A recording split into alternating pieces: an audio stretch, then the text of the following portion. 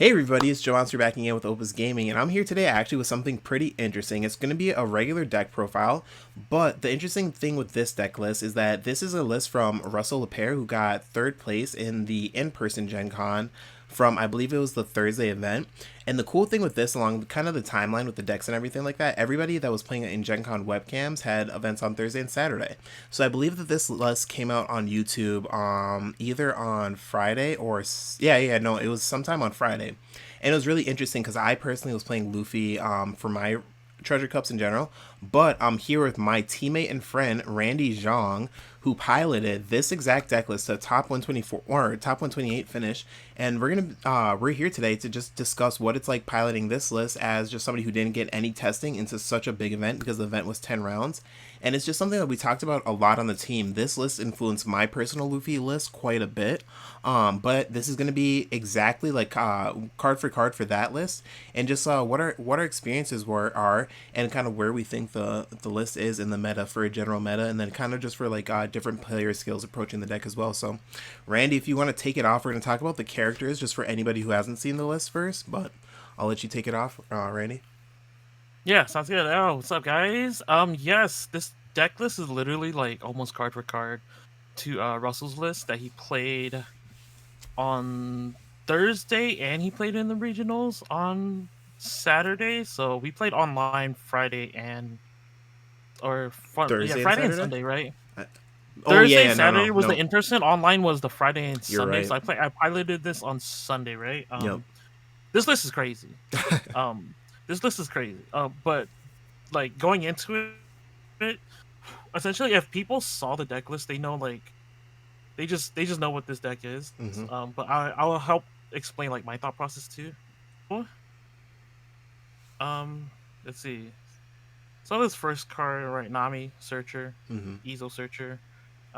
You need these to search the packages. Whitebeard, Straw Hat, straightforward, right? Right. One drop for the Machino another one drop. Just pump power and also 2K guard.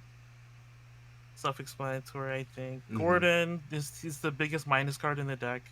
Needed at 2. The reason why you don't play him at 2, or the reason why you don't play him before, is because he doesn't counter, Yeah, for sure. And you can't have them clog which your is fine. hands. Yeah. Then two Tony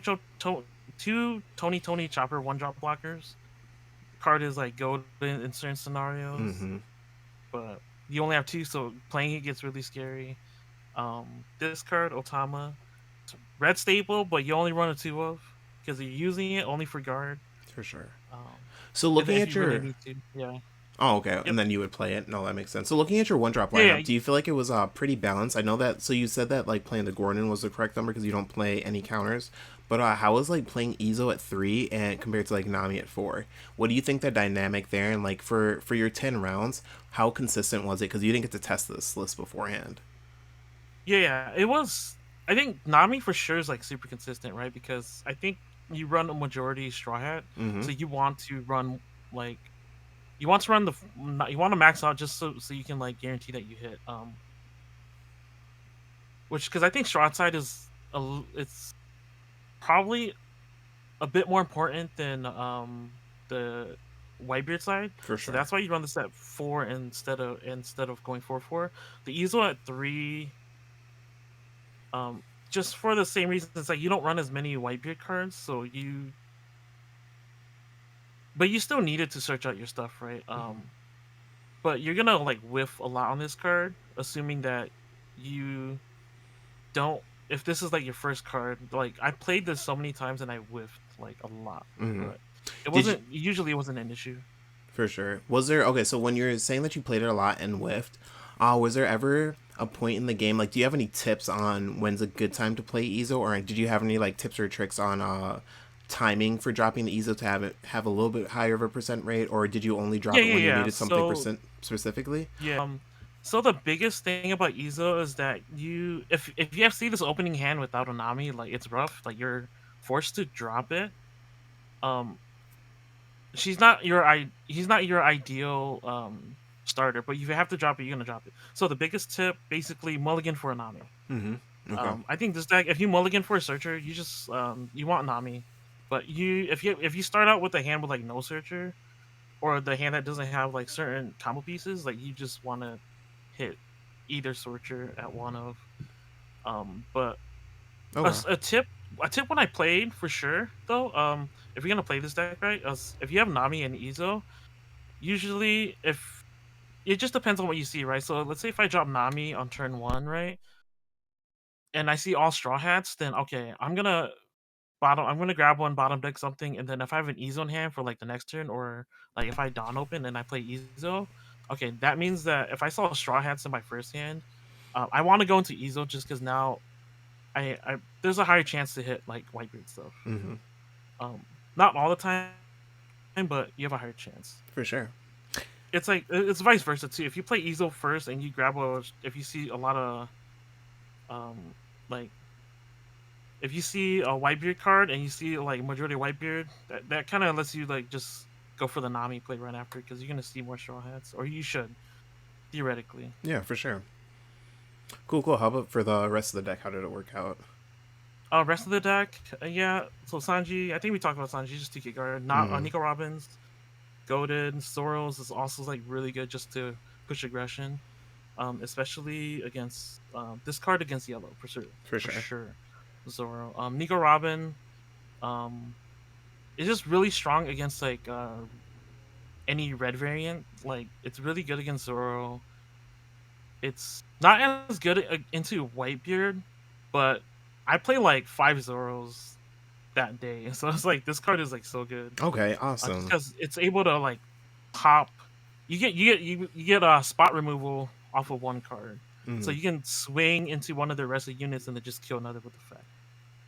Um, Yeah, I can see that being really important when you're fighting against Zoro for the lead, essentially, right? You guys are battling back and forth for board advantage. So yeah, having a 2-for-1 yeah, yeah.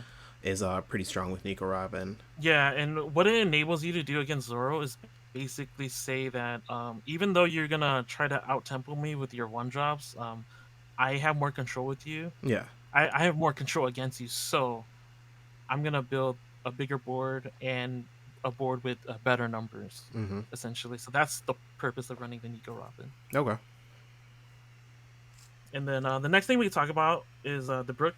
The combo with Brook and Nico Robin came up by, I think, like it came up once. Okay. Um, I had the combo pieces out like maybe once or twice during the entire day.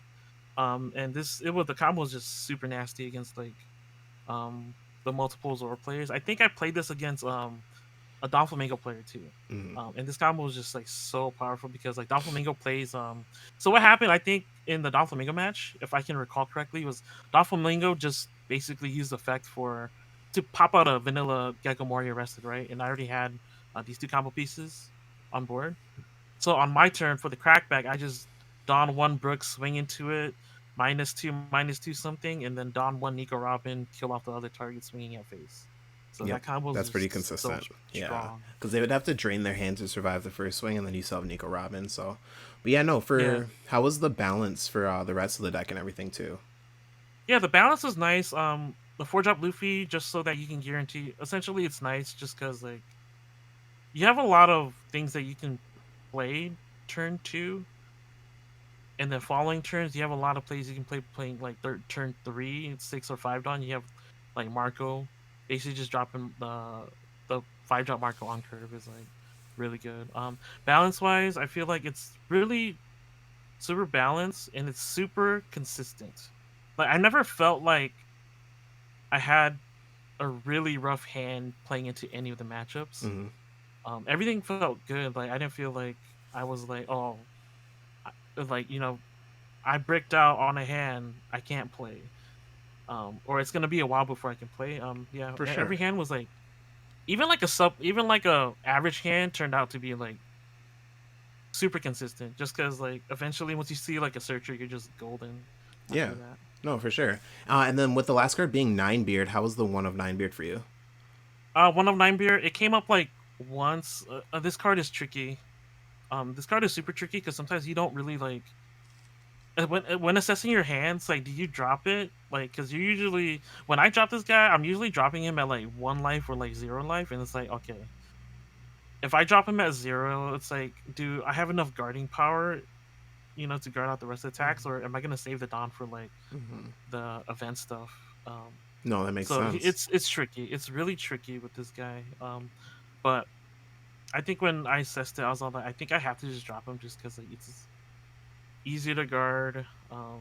It poses a threat. If I can survive one turn, if you can survive the turn after you drop this guy, like you should just be super chilling. Yeah, for sure. Cool, cool. And then really quickly, let's go over the events. Then we'll start talking really about the deck and everything Right. Yeah, review. yeah.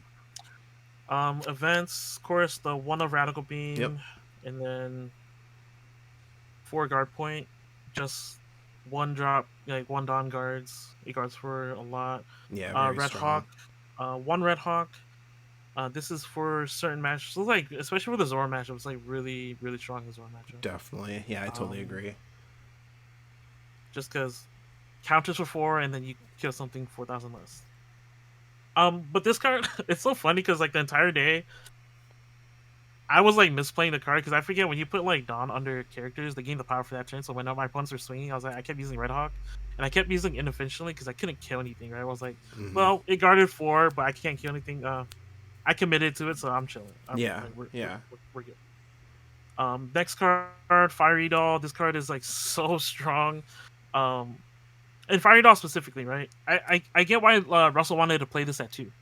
Just because it's so efficient with lead, right? Because what you do if you need to go for a big swing, you just play Fiery Doll for 2, and then you put one of the rest of Dawn anywhere on your board, essentially turning Fiery Dawn into a 1 drop plus 4,000 power on lead. Like it's so powerful because it just allows you to it allows you the flexibility of swinging big or like swinging for control. Okay, This card is like super goaded, and I think I triggered it once. Trigger's really good too. for I sure. triggered the trigger once, and that actually helped. I think I triggered it against a Doflamingo player. He just said like play something else then pass. I was like okay. Next card, Fire Fist. It's not too much to say about it. It's Hmm. one of your control cards, pops a 5 and a 4. Um, but you have to discard an event, which you should be running plenty of events in this deck. Yeah, I Um, and completely agree. then and then your last one is just Jet Pistol. Cool. It's just like a lot of spot removal stuff that you need. How would you say this deck is as far as difficulty for somebody to just pick up and play? Because you just picked it up, you played it to the top 128, finishing in a 10-round treasure cup with 1,024 players, which is definitely nothing to snooze at. That's super difficult to do for anybody playing that long and just only dropping. So you only dropped 2 games within the first 9 rounds, and then I think you said you were playing your final game, and you unfortunately lost the last round. Last round is always so difficult when there's so much to on the line, right? Because that's the round that you're fighting for. In your case, you were fighting for a possible, I think it was like a possible top 32 for an X2 finish, but it was like most likely a top 64 guaranteed. Which is, that's the good fight. You know what I mean? You're definitely fighting for something. So how was it for you piloting for 10 rounds a deck that you were just unfamiliar with, and yeah, just this Luffy deck? Yeah, it was interesting piloting this deck, right? Because the night before I got like 3 games in with this deck, just practicing. Mm-hmm. So I kind of got the gist of it a little bit, but I mean, going into tournaments blind is like always scary. Um, and it felt like I was like literally just gonna drop going X2 like right away. Yeah, I But was right then there the with you. thing is, Yeah. my third opponent literally just said, "Oh, I'm at Gen Con. I'm gonna drop. You can have it." I was all like, "Oh, now I have to commit." Mm-hmm. And And that's then, that's a really good commit yeah, because you ended up running it back for another 6 games in a row, right? And then you went right, back right, into your right, final one. So yeah, yeah. So, it was really interesting. But I think this deck, how difficult was it?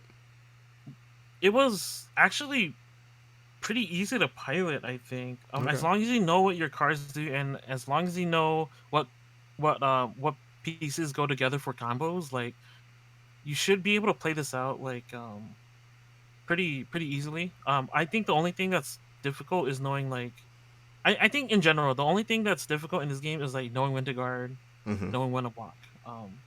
That's always hard. And like knowing when to push, right? Yep. Um, because there's certain scenarios where when the turn after I drop something, I just really wanted to swing, but I had to refrain from that because if I swing with a certain unit like a Nico Robin early or a Brook early, like they're vulnerable to like leader attacks that I'm not going to be able to save them with because I just didn't have the guard point For in sure. hand at that time. No, that makes a And lot of sense. also the thing that makes this harder to like, it's so easy to pilot, but one of the difficult aspects is that you're playing with three blockers, right? One Marco, two choppers. Hmm. That is definitely not my comfort zone, considering play I play law. I'm a law main, which plays like minimum 12 blockers. So Where would you so feel? switching. Oh, sorry. I was gonna say Yeah, where. no, you. Where do you feel like this deck falls kind of in the lots of red decks are just kind of falling straight aggro, but you said that you come from Law, which is definitely more so of a mid range deck. I've seen Law decks play crazy aggressive, but then they just have this very built in defense built in. I really want to know after 10 rounds and just picking this deck up because lots of people just looking at red, I would definitely call this an aggro deck. Where do you feel like it falls after that much piloting? Um, yeah, it definitely falls more on the aggressive side, in my Mm, opinion. You're not really playing too defensively. Like, if I were to compare it, this deck list is probably closest to like Ace, but I I don't like playing Ace, so that's why I opt to play Luffy instead. yeah, for sure. Uh, but it pilots really similar to Ace, where you just like trying to control the board state while pushing bigger boards than your opponent.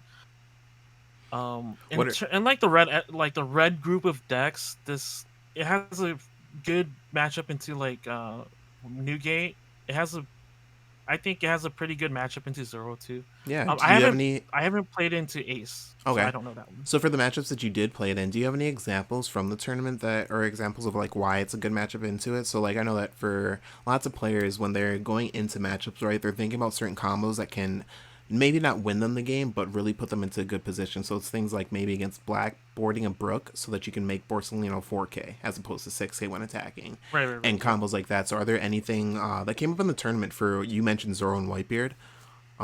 Yeah. So yeah, I think I played like five Zoros that entire day. There's a lot of Zoro plays for sure. I Mm-hmm. lost to my first one. My first match was Zoro and I lost. Um, he just had a Fire Fist and double jet pistol that he grabbed. I was all like, oh, it's over. I don't know.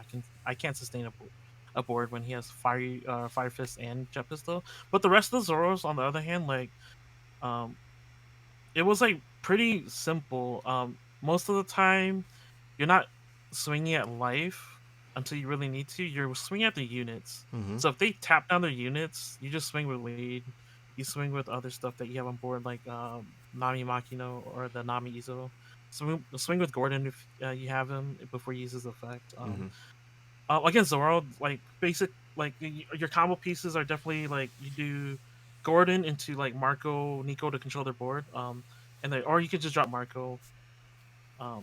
And you're swinging their units. That's how you win that matchup against Zoro. Swing their units a lot, and then Yeah, save two for the Red Hawk, for just sure. so that if they swing 7 or 8, you just use Red Hawk and kill something. No, for sure. How would you say how intuitive is so with this list how it is right now? How intuitive is it picking it up, playing into these matchups, right? Because you have things like board states where, let's say against Zoro, one of the really common things for them to do is play one drops for the first like 3-4 turns. So one of the things that I'm sure is really easy to board is a Nico Robin in that.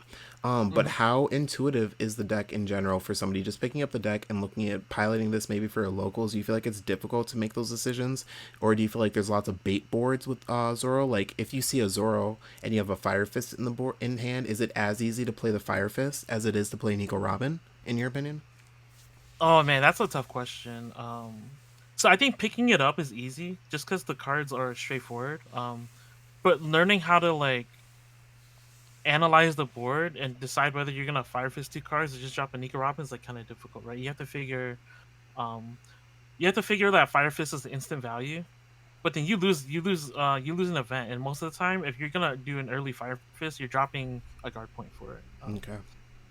Because I think these are jet pistols are too necessary in the late game. I mean, you could drop a fiery doll, which I've done before. Drop a fiery doll for the Fire Fist. But this card just comes up in the late game. It's super important. So knowing when to like go for it, yeah, it's a little tough to say. I think you need a little bit more experience when it Mm-hmm. comes to making like those decisions. but picking it up is like, so this deck is like, it's one of those cases, right? It's the classic case of easy to pick up, very difficult to master. Yeah, yeah, I like Um, that. And why do you say um, that? just because it's like what you said. It's like, are you gonna Fire Fist and lose two cards in hand, or are you just gonna drop the Nico Robin and then wait for them to respond with something? With like a fire fist Having of to make themselves or a jet pistol right, or right, something, right, right? or It's like always especially scary. with like yeah, especially like with Luffy's too. It's like, okay, do I drop the 4 drop and wait a turn, or do I want my instant value? It's Hmm. like those certain things you have to assess, right? It's like um because sometimes you don't want instant, like sometimes doing the value or doing the plays that give you instant value aren't like the correct choices. Yeah, for sure. I get Um, that. I get that. so that part is what makes it difficult, and it's That like the whole Newgate conversation too. It's like, do you drop the Newgate or do you save it for your guards? hmm You know, that it's like actually leads, yeah, directly into my next question: is how skill expressive do you think that this deck is? I know that you said that it's got an easy pickup point and a high ceiling. How high is that ceiling, and how good is this deck kind of into the meta? Is this, could this possibly be the best deck into the meta because it can beat every red deck? And then do you think that it can beat the rest of the meta as well? um, I Top think this top deck tier. is like yeah, this deck is.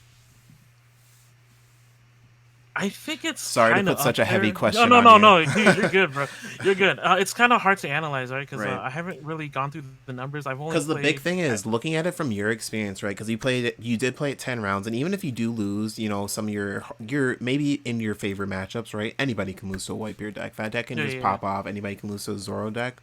But with picking this deck up, being so new to it, and then just piloting it raw into the meta, and I'm sure you saw a lot more than red. I mean, maybe not a lot more than red, but I'm sure you saw more than red. And then just even piloting it into all these different colors that have different, play styles and different game plans. And if you can win every time, does that mean that this deck is just a really, really big contender? Or from your experience, do you see a lot of holes in the deck? Do you see a lot of weaknesses in the deck that you think that can be exploited? Um, yeah. So, I want to talk about the weaknesses of the Mm-hmm. deck first before I go into what makes the deck like what how you can like play into the deck. Some of the weaknesses, of course, is your blocker lineup, right? 3 blockers, like sometimes you just need a blocker out on board, especially because most of the time I just felt like I just wanted just to take life most of the time, which I did, right? I took life a lot in this deck. Um, so having those blockers there to stop aggression is nice. And sometimes too, I just drop the choppers early and then guard with them early just because I want to protect my life early. Yeah, for sure. Um, just so that I can get to discard safely. Um, Otherwise, like, another weakness too is like, man, like sometimes like for some reason, certain matches, I just was not seeing any of my guards, like no radicals, no guard points. Mm-hmm. So some of the times I just had to like. There's one game I think against the Flamingo player, I had to bluff 5 Don so that he Oh, swings into my units, and then the last life, so my last life was actually a guard point. So I bluffed the 5 Don. I took my last life to the second to the last attack, and it was the guard point I needed to guard out. mm-hmm. And I had to like I had rep like 5 Don up already, right? Mm-hmm. So I just guard point out, and the next turn it was just GG's because I had a board state established already. Uh, yeah. So I mean, in terms of the tiers, right? It's like this deck is probably like high. I want to say like 1.5 because I feel like a lot of the Western meta, it's like basically red is just so super dominant. Whitebeard, Newgate, Ace, Mm-hmm. Zoro. What's It's like keeping it out of tier one? I don't know. Sometimes like I feel like other decks gatekeep this deck. Oh, like which For ones? example, like um yellow. If you can't push aggro against yellow, it's just so difficult to play out, especially with this deck because this deck is not as fast as Zoro in my opinion. Mm-hmm. But you can still keep up. And the thing with Newgate is that they just have big hands and then they play more blockers than you do, so it's safer to play Newgate into like Kata. And they have bigger boards too in Newgate as well, which is really helpful against yellow matchups. That's Um, actually really interesting hearing that you had a hard time with yellow, just because I think that this deck eats yellow alive, just because you can push aggression. So, I mean, you can't push aggression with your one drops as well, but I feel like you have so much yeah, better Dawn efficiency, and then on top of that, your board removal is ridiculous. So, yellow doesn't get to stick early brulees. Yellow definitely doesn't get to stick things like Daifuku and stuff like that with the way that your board works. And if they right. And I do, played, I think, yeah, uh, and in addition to, I did play Kata player, right, and I uh, did win that matchup because he just couldn't, because I was doing exactly that. I was like controlling his board, and like every time he played like one of like something that could swing, I just like opt to kill it with like a jet pistol, or I just do like a brick robin combo and just kill them off. Like, because right. as long as if they don't stick their attackers and you can stick yours, like you should be in a winning position. But I was just playing against one of our friends, Alvin, like yesterday night, and he just like smoked me as a kata player. I was all like, oh my gosh, it was rough. That's really, really interesting. I know that it's Yeah. that's interesting for sure. So the thing about yellow is that, man, I feel like I'm giving people tech against this deck now. But the thing about yellow is that if they can get their one drop puddings and just like push damage with the one drop puddings, like it's really good for them because that's what happened to me. Basically, if yellow steals your game plan and they know your game plan as a Luffy player, uh, they'll probably most likely take it just because like they play their searchers, grab cards. All their cards are big mom cards, so they just grab a card every turn, and then they just put 3 Dawn on pudding and swing at your lead. I'm like, do I guard that or do I just take? You know. Yeah, for sure, for sure. So that makes it hard. And then like later on, if you can't push damage, and like for some reason, like Alvin just had like all the 2Ks in his hand, so I could not push damage through. But against my yellow matchup in regionals, I was basically doing that to him because I don't think he must have not had experience against like Luffy, right? Yeah. Or not that much experience, just because like I felt like I was just playing optimal the entire time, and then just choosing my swings correctly, and then I think I had the Robin and Brook combo out, so it's just very hard for him to board something For without sure. having it die. I did want to follow that up and see for anybody just picking this deck up or thinking about picking the deck up.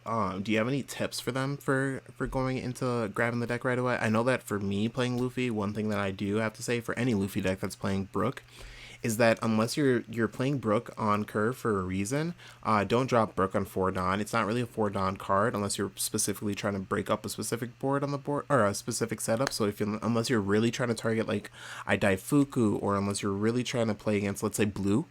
But the thing with dropping Brook on curve is that when you bring him out really early, he's really susceptible to removal, and it's a lot of times the first removal that you'll see your opponent use.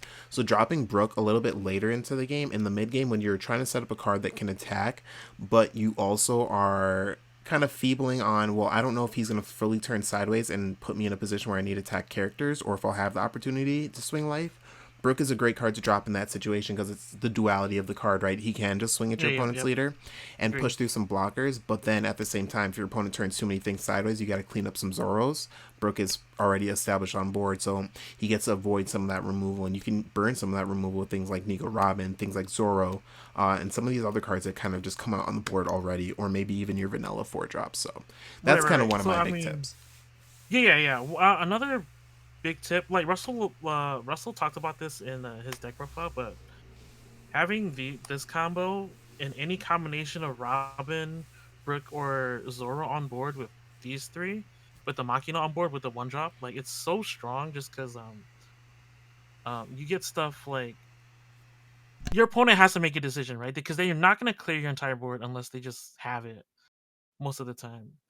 And so making them make a choice between having to kill the Machino, the one drop Nami, or kill your bigger bodies is like really essential to your game plan, because if they let these live, you just like triple your value with these Yeah, cards. How just being stay like having these stick. Um, and then if they don't kill your bigger bodies too, it's the same thing. You like double your value because now these things, your bigger bodies live for like another turn, and you get more value that way. Um, because I think that's what happened too. It's like against yellow and against Don Flamingo, like, I was just able to push just because I had those pieces, yeah. And and like honestly, they that have to makes make a perfect decision. sense. Yeah. No, for sure, for sure. Before we And get, like, oh, sorry, continue. yeah, yeah, oh No, yeah, and this card is just good. It's like it's Rush Luffy. They mm-hmm, have to make a decision. Like the thing about this deck is that your opponent has to make a decision about everything you do, yeah. which is it's really helpful into piloting this deck. No, for I sure. completely agree. I completely agree.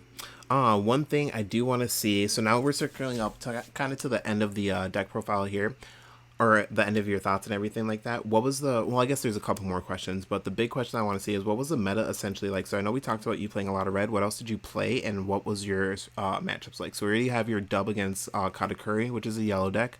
Are there any other wins or losses that you really want to highlight for how this deck Yeah. plays? So my my second loss was to CP9. It was my round two loss. It was against CP9, and like I almost had it. It's And hard when going there's against black four is bricks in your hand, right? With yeah, or yeah, not yeah. in your hand, but It's in your deck that can't KO their cards.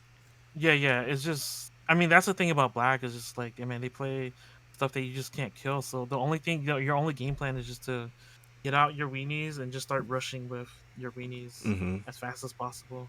Push Like good get out the aggression. Izonami and then push with the Makino as like fast as possible. And then like drop rush Zora on curve. You're never saving him, so drop him on curve and just swing in. It's the only thing you can do. Mm-hmm. Um, and then just try to guard as best you could.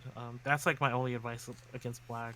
So that's what I was trying to go into playing against my first CP9. The second CP9, like I did that plan and I was able just to beat him just naturally. Nice. Just because like CP9 they run into a lot of bricks as well. Mm-hmm. So sometimes you can assess. You take a look at their grave and you assess like, oh, okay, they use a lot of 2K counters or they use a lot of counter. All right, I'm gonna go aggressive now, Yep, for just sure. because they probably have bricks in hand. That is one thing that Luffy's really good at is just swinging at least neutral every turn for free almost, and then Yeah, using yeah, its Dawn to develop the board with the rest of the Dawn instead of having to force a certain amount of damage all the time. So nice. yep. And then yep, of course I played against Doflamingo. Won against that matchup too. That matchup was a little scary, but same game plan. You just want to control their board and then develop your board and just go for the aggressive plays with your one drops. I love that. Nice, nice. And they're like and if they keep taking life, you just use that to your advantage because if you keep swinging and they have to eventually they're gonna have to guard up around like 2 to 0 life because they don't have a choice by then, For sure. or else they just lose the game the following turn. Um, I mean, what else is? And then a bunch of Zoros. Like Zoro game plan, simple. Just develop a board that has a lot of control. With this, the Fire Fist is helpful. I think multiple times too against Zoro players. If they Marco you, you answer back with either Gordon Marco combo or you answer back with a jet pistol, and then Okay. you force them to make a decision whether or not they're gonna save the Marco. And if they do, they go -2 because now they're gonna guard the Marco because all you do then is just put 1 dot on leader and then just swing into the Marco for 6. Are they gonna pitch another card for it? It's like they most likely will, but that's up. That's more advantageous to you Mm-hmm. because then you should already have a pretty decent board established when they do that. That makes a lot of sense for sure. And then my next big question, kind of wrapping up too, is circling back to the deck profile after your full tournament run. Right? Are there any big changes that you would make to the deck? And if there aren't any big changes other than what was highlighted in Russell's original video, which we'll have linked down below. I think he did a few, but I'll link the one that I sent out to all my friends and stuff down below. Yeah.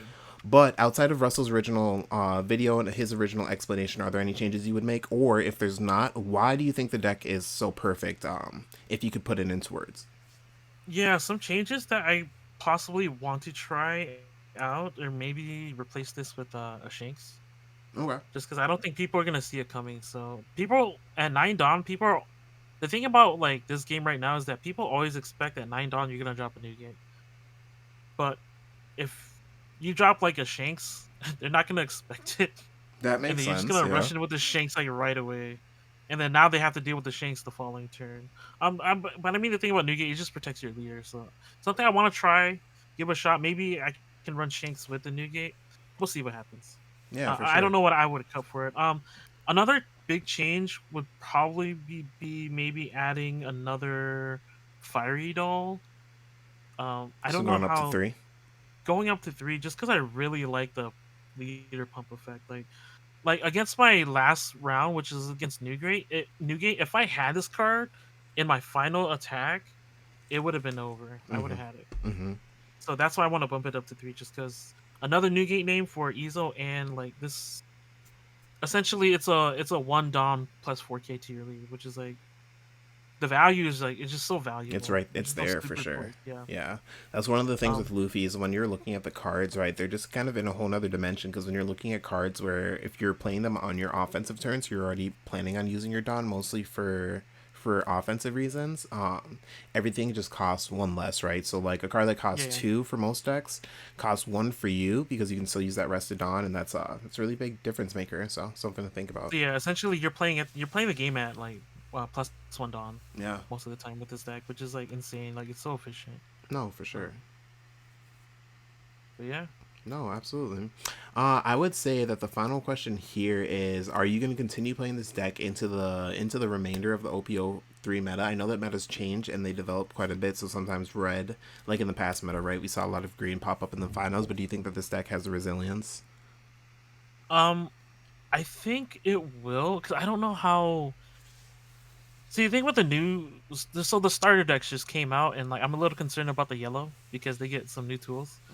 But I don't know if that's necessarily gonna change the way you're gonna I'm play going to be in the honest. As OPO3 a red meta. player, I'm not concerned about yellow whatsoever, and that's Okay. not going to change with the starter Yeah, I'm a decks. little, I'm a little concerned, but I mean, yeah, as a red player, like you just have such a good matchup with the yellow You too. do, yeah, yeah. Um, but I still have to test that. I do want to play this leader some more in this format because I just think it's a really solid leader, man. Like it's just hmm so good. Um, I love Luffy. He's my favorite red leader too. He's like one yeah, of the yeah. only red leaders that I would touch for real. Like this deck though does have problems against black, hmm just because like their removal is so strong. So sometimes they're just waiting for you to do something, and then they'll react to what you do, Yeah. and you can't remove their body, so it's really difficult. So running into black, so like the new Luffy deck, like it might be a little concerning to play against just if people run that.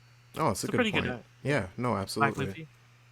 Um, but otherwise, yeah, OPO3. I think I'm gonna just stick out with this for the rest of OPO3. hmm We only have like what, like a month and a half until OPO4 comes out, Very true. and I don't think this deck is viable in OPO4. Oh, So really? How come? yeah. My thoughts just because Rebecca runs rampant, right? Because hmm All Rebecca needs to do is play stage, and then all her units can rush into your characters, which is like super bad. So it's super bad. So if you drop a Robin and they have stage up, they're just gonna play something that's bigger than Robin, and then force you to throw cards away to guard the Robin. And then most of the time, you're just gonna let the Robin die hmm the the turn after you just played it. So it's like it's yeah. Interesting. I feel like, Rebecca value is like super high yeah, in OP4 format. no, definitely. I totally get that. My just immediate response to that is that we just go back to old school Luffy from set one. We just play high cost vanillas or high power vanillas, and then we just play Yeah, all guards, right? So you're just might tapping work. out for like Ben Beckman's and Astros, right? Because Whitebeard has a 4, 5, and a 6 cost vanilla, and we just go that route. So we start defending like that. But That could but be but that's a doable too. combo. Yeah, Yeah. that's a combo for a whole another day. That's just another that's something for me to drop on all my Luffy players out there for us to continue to develop the list, right? So Cool. No, but thank you so much for the insight. Playing 10 rounds is crazy, especially with the deck that you just haven't tested. So having this type of insight, I think, is just something that when you're looking at picking up a deck, a lot of players can't necessarily have just on hand. So it's just something I want to try to get out. So thank you so much for making the time and coming out, and congratulations on a top 128 finish with just such a crazy prep story, right? Lots of people have been playing their decks for like weeks or months or whatever, but Randy's like, no, I'll just try this. yeah, no, I was playing LOL like for months. I was like, I just cannot make it work. And then like the minute I picked this up, I'm like, damn, I'm doing so well. I went X1 at locals yesterday night, so I'm pretty happy. No, definitely, man. Definitely. We have a pretty crazy Um, locals too, so X1 yeah, yeah. finish is pretty solid. But no, before we talk too long about the deck and everything, you guys already know this is Chamaster with Opus Gaming. If you guys made it this far, drop a sub, leave a like, leave a comment, and all the good stuff. But we're going to be out. Take care.